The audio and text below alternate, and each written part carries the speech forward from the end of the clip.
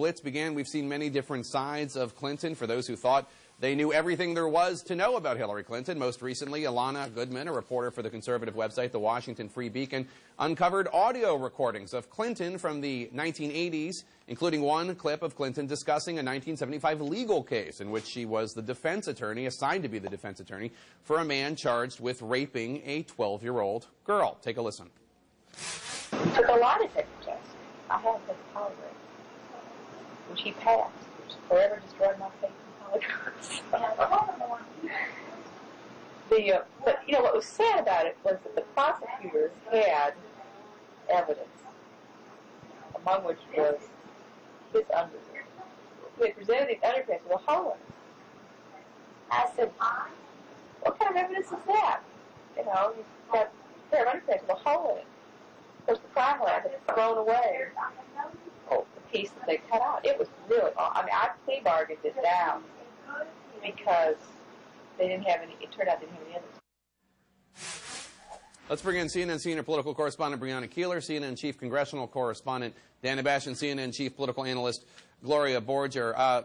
Brianna, I'll start with you. In the Washington Post, Melinda Henneberger says, quote, "This is not typical talk for a lifelong defender of women and children," and points out that in the affidavit, Clinton cast the victim as, quote, "emotionally unstable with a tendency to seek out older men and to engage in fantasizing." Now, I know she was doing her job. She had to defend this client. And he's entitled to the best defense possible. It's, you know, she's not obviously responsible for that. But do you think this is politically a problem for her in any way? I do. I think it's good lawyering, but I think it is bad politics, and I think it's really bad for a certain subset of voters, and that would be young people. You know, I've gone to certain events, and the people who are kind of coming out to see what she's about are, you know, for lack of a better term, the millennial generation. They're still actually being introduced to her.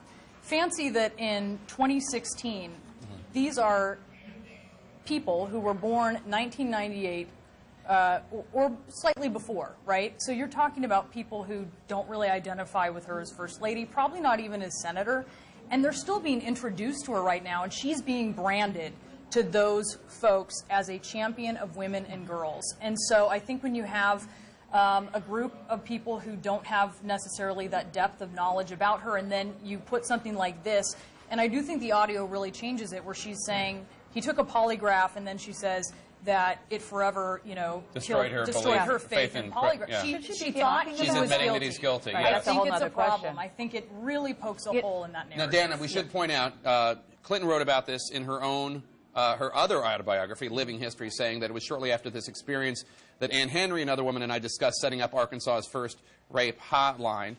She is somebody that has a track record of standing up for women, standing up for girls. But she's also a tough attorney. A very tough attorney. And Brianna brought up the generational, perhaps, divide on this. And I think we should also look at it from the perspective of the fact that she was a young woman in a man's world in the South. And she was new to the area. She was assigned this case by a judge. And she felt that, even in objective articles, that she had no choice but to take it.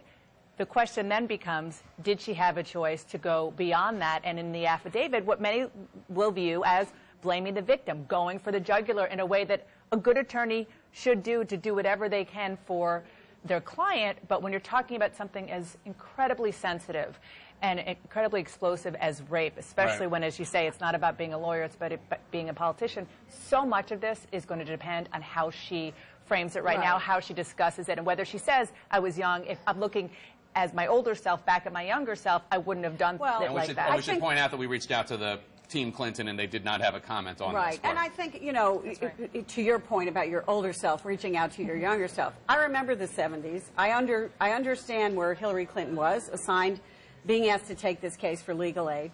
And I also think, though, in listening to her with her Arkansas accent, I might add there, it gives us into a window into what she would do, how ambitious she was and how aggressive she was, and also what kind of a lawyer she was and how much she wanted to win this case. I mean, she took evidence with her to New York to Not just evidence, it was a pair of underwear. a pair of underwear, To right? have the DNA to analyzed. have the DNA analyzed. You know, this was somebody who was asked to take this case by a very powerful person and did her best on behalf of her client. And it gives you a sense of what she does, you know, how when she's got her eye on something and she wants to do something, she did everything she could. The other thing, just quickly, that I'll point out is that I listened to that audio several times to try to get a sense of, you know, the buzz on it is that she's laughing about it. But I think I'm not so sure that's fair. It's almost like a nervous laughter about how, from her perspective, how inept the prosecution was, the fact that they were losing evidence and messing up evidence. I don't think there's any question she was being a tough attorney. Exactly. But that just doesn't necessarily jibe with the narrative. Now, turning to another